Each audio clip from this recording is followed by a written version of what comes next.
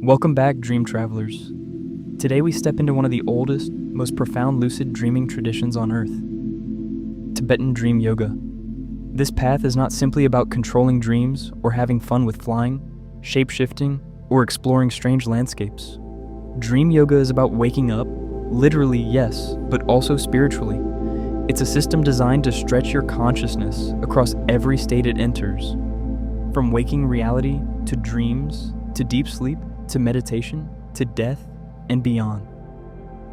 In this introduction, we'll explore the roots, the philosophy, and the ways Dream Yoga differs from the Western approach to lucid dreaming. And in future episodes, we'll go deeper into the techniques, the healing aspects, and the more esoteric layers.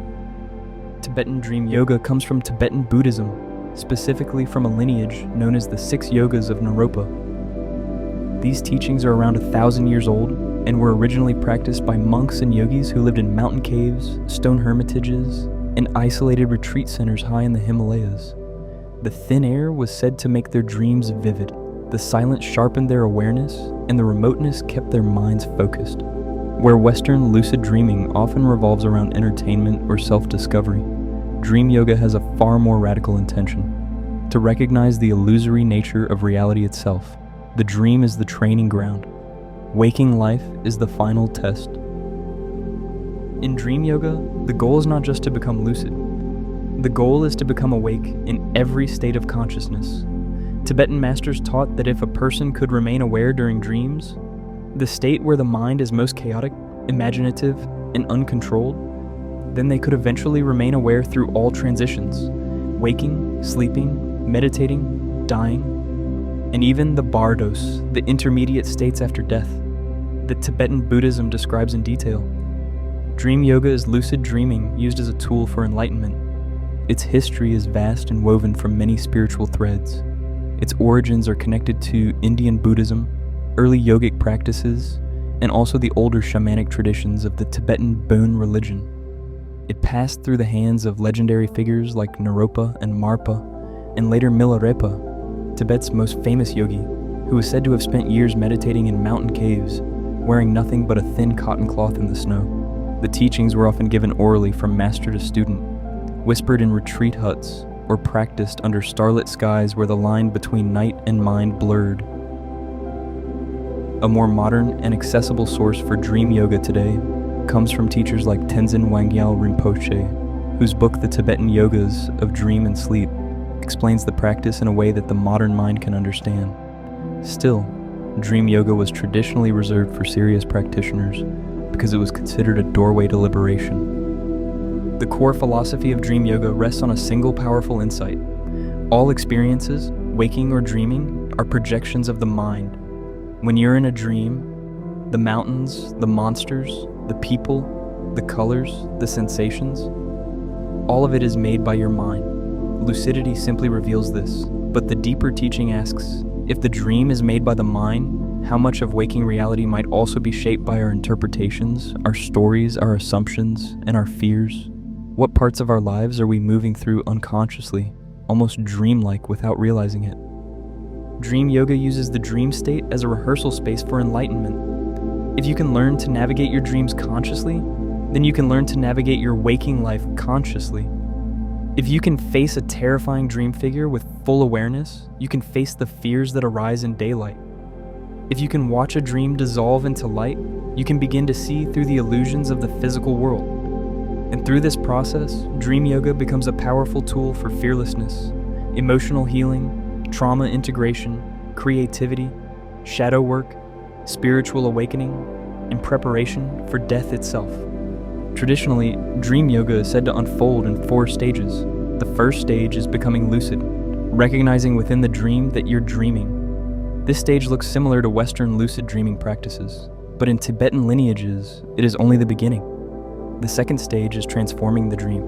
Once lucid, you begin to intentionally shift the dream environment. You might fly, pass through walls, change the scenery, summon a guide, transform a frightening figure, or create light.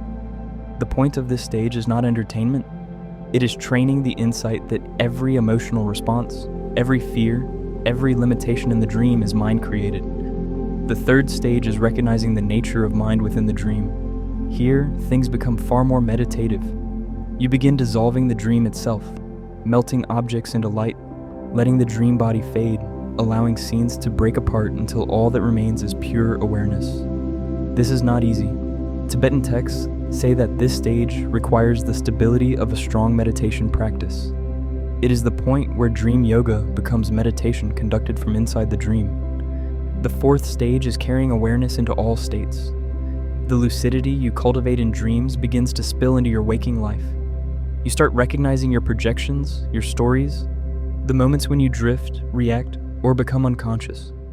Life starts to feel more dreamlike, not in a delusional sense, but in a liberated sense, where you see clearly how much of your suffering is created by your interpretations. Tibetan teachers often say, "To know the dream as a dream is the beginning of awakening." When you see both dream and waking life as illusions with a similar texture, you begin to move toward genuine clarity. Studying dream yoga isn't just a spiritual pursuit. It can transform your waking life in practical and powerful ways. People use it to heal emotional wounds, meet inner guides, connect with ancestors, integrate fears, practice courage, explore the experience of death safely, resolve trauma, grow creatively, and deepen their meditation skills. And interestingly, the more present you become during the day, the more easily lucidity arises at night. The two states mirror each other like reflections on water. Dream yoga becomes the bridge between the conscious and subconscious worlds. And here's where things can get even stranger and more fascinating. Some advanced practitioners believe that dream yoga allows you to explore past life memories, the intermediate bardo states, or karmic imprints stored deep within the psyche. Others describe meeting teachers or guides who appear with surprising clarity, delivering insights that feel far beyond what the individual could have invented. In Tibetan texts, there are stories of yogis who use dream yoga to practice for the moment of death, rehearsing the dissolution of the body into light.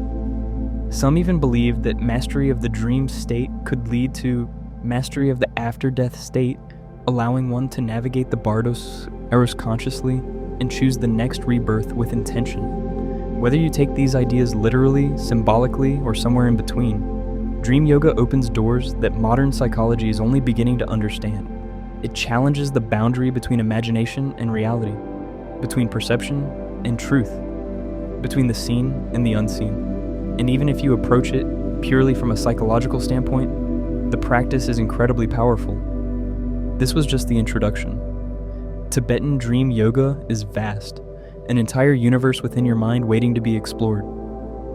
In upcoming episodes, we'll go deeper into the actual methods, the nighttime techniques, the daytime practices, the visualizations, the breathwork, and the subtle body elements that help you enter the dream consciously.